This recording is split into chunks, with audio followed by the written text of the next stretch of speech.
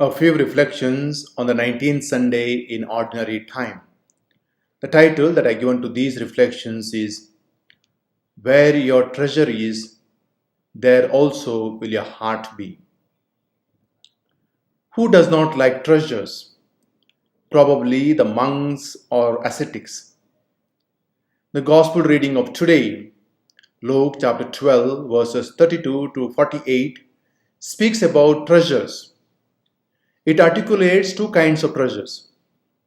One that is stored on earth and the other stored in heaven. Perhaps we can understand very easily the treasures stored on this earth.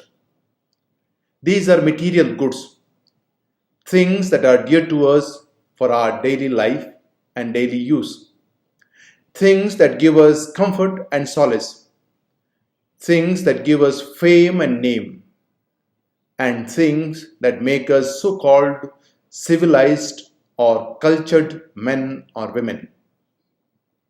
I have 3 points in these reflections.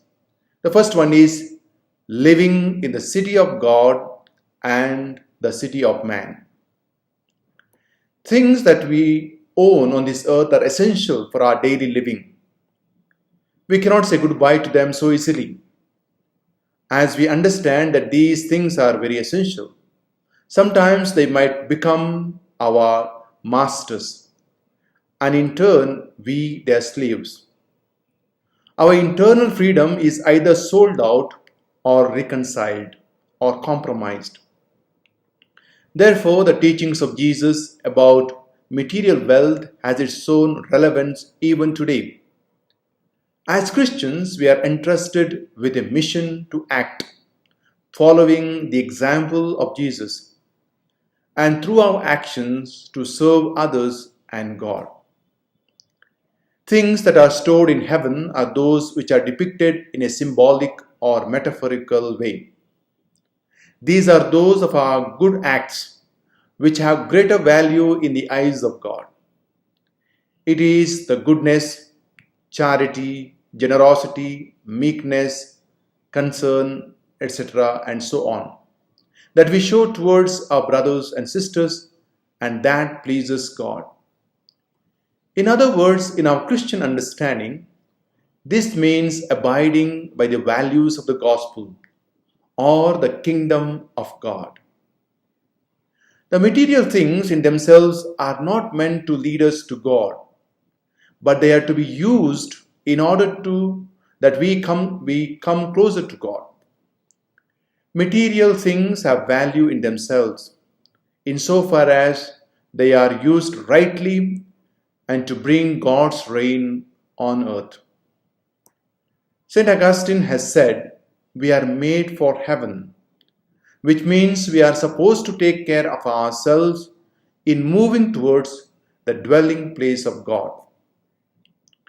Saint Charles Borromeo puts it so brilliantly.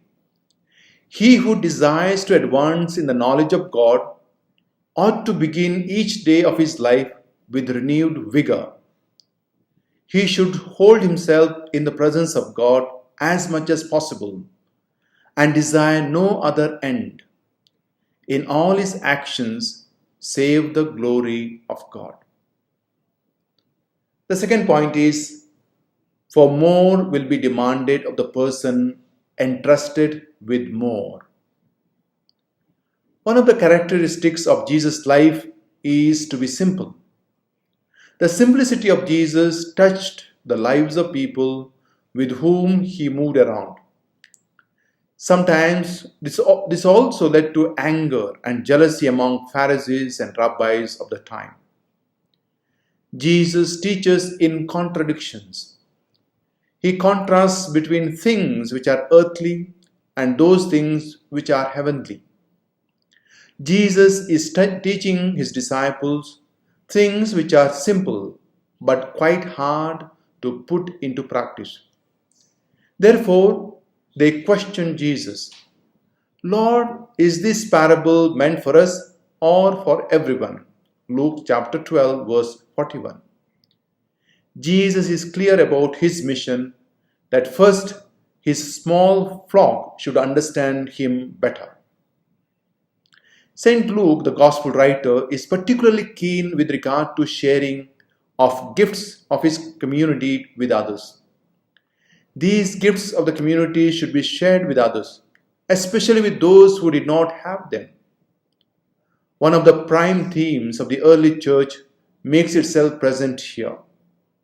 It is koinonia, a communion which brought together both rich and poor, master and slave, pagan and the fundamentalist.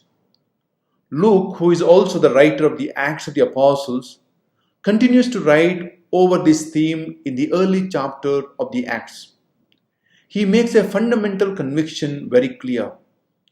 A community that prays together and shares with one another stays together.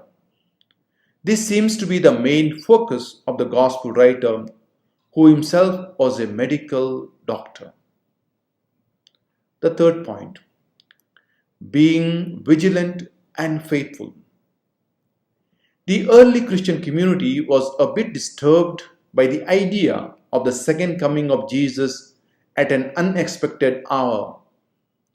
They thought that glorified Jesus would come down again quickly, but it was not happening as they thought it might.